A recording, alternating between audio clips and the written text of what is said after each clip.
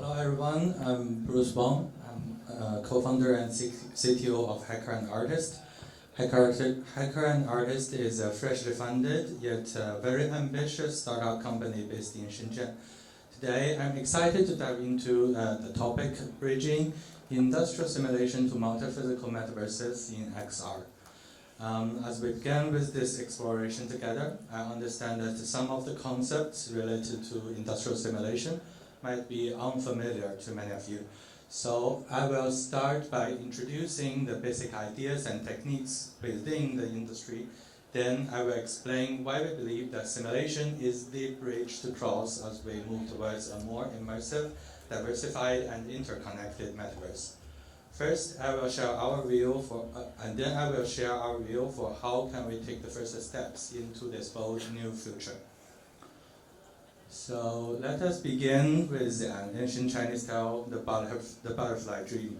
It was told by Zhuangzhou, the most romantic Chinese thinker in 300 BC. Once Zhuangzhou dreamed that he was a butterfly, fluttering freely, unaware of his human identity. In that dream, he was content with his butterfly form of life. But upon waking, he was struck by a profound question. Was he Zhuangzhou who had dreamed of being a butterfly, or was he a butterfly dreaming of being Zhuangzhou? Sometimes I consider this tale as an ancient Chinese parallel to the iconic film The Matrix, and perhaps a dream created by consciousness itself might be the ultimate simulation environment. The tale raises the question of what is real and what is illusion, challenging the boundaries between dreams and reality, the subjective and the objective. The humans all want to break free from the constraint of real life. However, paradoxically, trying to mimic and rebuild the rules and chains that we are familiar with in a free and boundless digital world, especially for us, the practitioners of related industries. After reading of this tale, with so many questions in my head, in a hot summer afternoon, I fell asleep at my coding desk. I promise I'm not frustrated by the bugs. I was just trying to meet Zhuangzhou himself in a dream and ask him face to face for explanation. After a while, instead of meeting a beautiful butterfly, I heard the annoying sound of a mosquito. You know how annoying it can be when you try to swat the mosquito away. The mosquitoes are buzzing like a bomb. Finally, one of them stopped and stayed inside. Then I stared at it and said, I got it, and attempt to deliver a fatal blow to it. Of course, it went away, along with my broken coffee cup. I wonder, a mosquito's tiny little brain contains approximately 200,000 neurons, estimated to have the computational capacity equivalent to just roughly 2 kilobytes of memory, which is about 100,000 times fewer than my brain. And I knew it does not iterate a three-dimensional unsteady compressible viscous multivariable high-order nonlinear aerodynamic equation to fly. Yet the dynamics of a mosquito is so delicate, so sensitive and flexible and energy-saving. The whole human race, called advanced computers and complex system of industry, cannot do what a mosquito does. And why? Let's briefly review our current practice with a basic example in static solid mechanics. Typically, if we call the core step of simulation processing and the preparation procedure before and the analysis procedure after are called pre-processing and post-processing. Pre-processing includes understanding the problem, determining the major physics, defining necessary inputs such as material properties and coefficients. Then we construct the geometry and mesh them. We also need to define the initial condition and boundary conditions. In this example, loadings and constraints. In the processing stage, we define the governing equations. In this case, general elasticity equation shall be enough. Then we set up solver parameters, including convergence criteria, the length of time steps, solving methods, and hit the wrong button. Hopefully we get every step is convergent and we get the result. Then we proceed to post-processing, which includes analyzing the results through diagrams of stress distributions and deformation. Cross-sectional views are needed in this case to show critical areas. The analysis may lead to further iterations if necessary. To engage with the world of simulation industry, one must work closely with these major companies and software. AutoCAD and SolidWorks are prominent in geometry modeling. Hypermesh excels in creating high-quality meshes. ANSYS and Box are key players in finite element analysis, with ANSYS known for its wide use and Box for handling nonlinear problems. COMSOL is also popular in research for solving multi-physical problems. OpenFOAM is a notable open source tool for computational fluid dynamics. Parallel is offering strong capabilities for post-processing. And Omniverse from NVIDIA is a powerful tool focusing on real-time collaboration. Additionally, programming languages like Fortran, C++, C++, C#, and Python are commonly used in developing solvers and middleware. MATLAB and Mathematica also provide strong support with great optimization in data analysis. Together, these tools and companies forming a robust ecosystem for industries and research. With the solution offered by Mosquitto, as far as I can tell, there are at least 3 problems which cannot be easily solved within the classic framework. Compared to holism, this might be a problem inherent in the reductionist approach. We must have missed something between components when we continuously breaking down a system into subsystems. Classic physics categorizes phenomena into distinct disciplines. Each has its own governing equations that hold true under specific assumptions. While physicians may boldly claim to have discovered a universal law, they simultaneously proceed with great caution, ensuring that a list of assumptions are met. It is worth noting that not even one of these assumptions are real. The so-called equation coupling, or nonlinearity, refers to situations where a single variable is described by multiple equations. During the iterative process, we are unable to determine the order or the weight of those results. For example, when we try to determine the displacement of a point, the mechanics tells us that point should be here due to the force, while the thermal equation suggests that the point should be there due to the expansion. Meanwhile, the electronic indicates that the charge has changed because of the position, which in turn might again lead to heating. The situation is akin to watching TV in home, but everyone fighting over the remote control. The exact channel displayed on screen is largely a matter of probability. Even if we manage to address the issues of assumptions and coupling, we find that many physical systems, even with precise definitions, are inherently complex systems. This means that small changes in initial condition can lead to unpredictable outcomes. This phenomenon also known as the computational irreducibility. I have loved the game of Go since I was a child, and it remains a hobby of mine at this day. In 2016, I witnessed Lee Sedol's strongest counterattack against AlphaGo. And it marked the last time a human won a Go game against the top AI. After reading the paper Mastering the Game of Go without human knowledge, I found that many of the Go patterns, or in Japanese, joseki, developed over history, once considered the optimal strategy, were heavily used by a certain level of AI. However, they were discarded when AI improved. The master version that Lee Sedol faced was trained on human game records, although it progressed rapidly first, and then it eventually lost to AlphaGo Zero, which was trained certainly through self-play. Could the physical laws now humans have discovered across disciplines be like those centuries-old patterns developed in corners of the chessboard? If we were to abandon explainability, which full of human prejudice, could we arrive at a more feasible and practical solution, just like binary code comparing to interpreted languages? So, as an engineer, the focus is practical and applicable, where complete explainability is unnecessary. At least we don't say if the facts don't fit the theory, change the facts. Otherwise, we started to play with models. During World War II, artillery units had to calculate firing solutions, but under the high pressure on the battlefield, they couldn't make it. Instead, they relied on tables filled with results. Similarly, when a missile is in high-speed flight, it often lacks the time to predict its target. To overcome this, solutions are pre-calculated and stored in chips. This is where reduced order modeling comes into play. It simplifies high-order models within a certain range, trading storage for time. When the laws in macroscopic domain fail to explain certain phenomena, it often indicates that they are cross-scale in nature.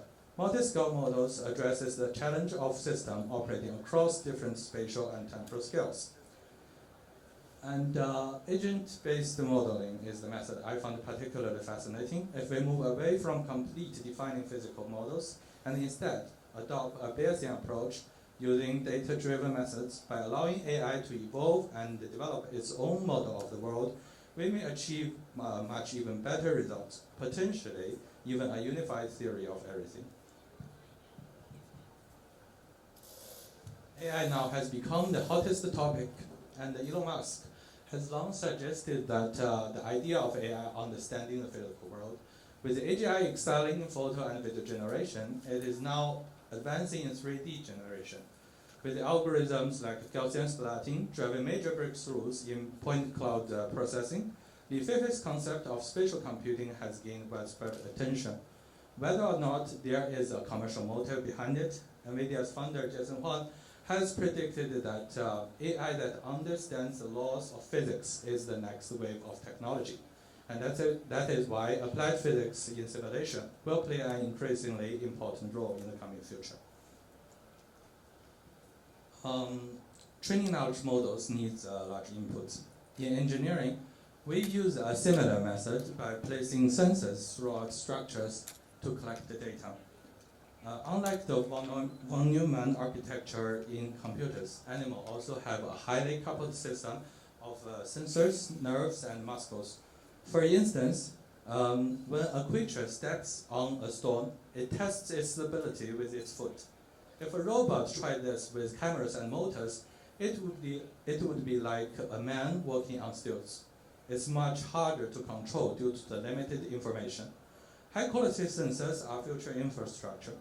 The Apple Vision Pro is a prime example of this. With 12 cameras, 5 sensors, and 6 microphones, the sensors and M2 chip reveal the magic of AVP for trick tracking, anchoring, and mapping. The sensors on XR devices can be leveraged where possible as powerful tools for training physical or spatial models. These sensors, which gather rich multimodal data, can serve as new data goldmines. To address the importance of meshing, there's a classic question often asked: how long is the British coastline? The answer depends on the scale at which you measure. If you measure the coastline using a larger ruler, it depends on the scale. You might overlook smaller inlets and curves. Conversely, using a smaller ruler captures more detail, yet leading to a longer measurement.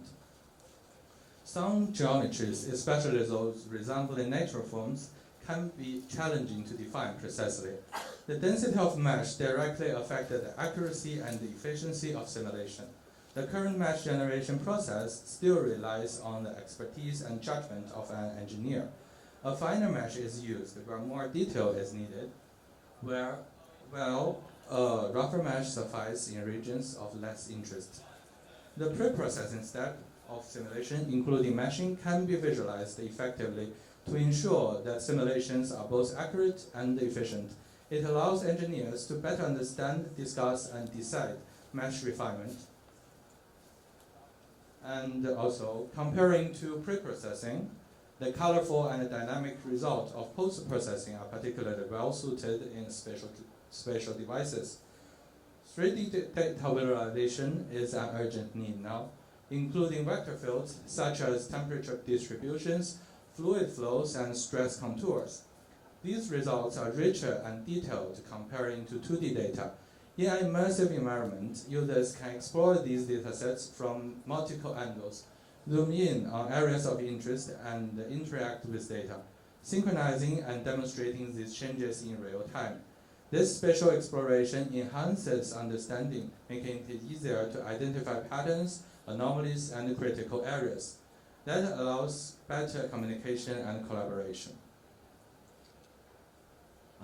In the movie X-Men, Magneto can effortlessly see and manipulate magnetic fields, while in Interstellar, the stunning effects of gravitational fields near the black hole was created using over 4,000 lines of code by a physicist. Einstein once remarked that no one can imagine the fourth dimension, likely because he lived in a time before XR technology. Our visual medium has evolved from 2D to 3D, allowing us to visualize complex phenomena like gravitational effects. This technology advancement extends human sensory capabilities beyond the visible light. We can see and react to temperature fields, mechanical waves, chemical gas, and other fields as well. This augmented visualization greatly expand our sensory experience, much like how ultrasonic and MRI has revolutionized the medical imaging. The Moore's law predicts that the number of transistors on a microchip doubles approximately every 18 months, leading to rapidly increase in computing power. And Gilder's law states that the bandwidth in communication networks grows at least 3 times faster than the computing power, enabling faster data transfer rates. And the resolution growth law indicates that display resolution has been doubling approximately every decade due to continuous technological advancement. As bandwidth continues to grow, it's predictable that end-user device will become lighter. With reduced computing power and it will minimize weight and heat. These devices will likely be focusing more on display and communication modules, offering complex computation and render work to cloud services or edge servers. With the emergence of new medium and expanded data streams, we will inevitably introduce new file formats, transmission protocols, and frameworks. As NVIDIA notes, OpenUSD has the potential to be the HTML of the 3D world, which is a hypertext marking language, a unifying technology that integrates other formats without making them obsolete. If we extend this analogy, we might wonder what would the CSS of the 3D world look like, and what kind of frameworks, what kind of scripting language would serve as its JavaScript. Just as 2D web has evolved with the frameworks like Vue and Ajax for dynamic content loading, the 3D web is likely to develop more sophisticated, user-friendly paradigms for content delivery and interaction. These will define the future of 3D front-end development, leading a richer and more immersive experience. As spatial browsers evolve, they will need to adapt to changes. This adaptation will also involve server-side hardware upgrades that better support 3D experience. For multimodal augmented experience, the shift will be a driving force behind the future growth of both software and hardware industries. Until quantum computing becomes mainstream, servers providing edge computing, cloud rendering, content distribution, and various API services are likely to become predominant solution. This setup will ensure that 3D content is delivered effectively, supporting the demands of an increasingly immersive digital world. A common question often goes, what's the difference between Metaverse and the massive multiplayer online games? My answer is that comparing to online games, the Metaverse is defined by a more comprehensive set of world-running rules, or rather, a more integrated system of laws. We can look at Conway's Game of Life for inspiration. The cellular automaton operates on grids. The fate of each cell in next generation is determined by the few simple rules. These rules lead to the emergence of complex behavior and stable patterns. And also in STEAM Warframes, a new kind of science introduces the concept of a computational universe where simple programs, such as Game of Life, can model complex natural process like turbulence. He also introduces the concept of computational irreducibility, The idea that some systems can only be understood through direct simulation rather than general logical reasoning. This might offer some insights for universe builders to explore further. I'm a hardcore Minecraft player. When it comes to pixel games, we must mention the world's most famous 3D pixel game, which is also a sandbox game most akin to the Metaverse. This also can be considered as a form of 3D cellular automaton simulation. Just as some players have recreated the game of life within the game of life, some players have built calculators and displays using redstone circuits in Minecraft. Remarkably, players have even managed to create a version of Minecraft within Minecraft itself. What a coincidence with Zhuangzhou's butterfly dream. While we admire the dedication and creativity of these players, we should also pay attention to how online communities emerge from numerous private servers. Minecraft players are incredibly passionate about setting rules for their own universes, writing mods and plugins. This phenomenon aligns with the future development of spatial websites, 3D networks, and the emergent nature of Metaverse. Putting aside around grand visions, let's talk about something more practical. The inherent playability and entertainment value of physical equations. The advancement of physical engines have driven the popularity of many casual games. For instance, after the introduction of collision engines, games like Bouncing Ball become hits. The quadratic parabola gave rise to Angry Birds. Fluid particle algorithm brought us Where's My Water, and linear elasticity models gave us the creation of World of Goo.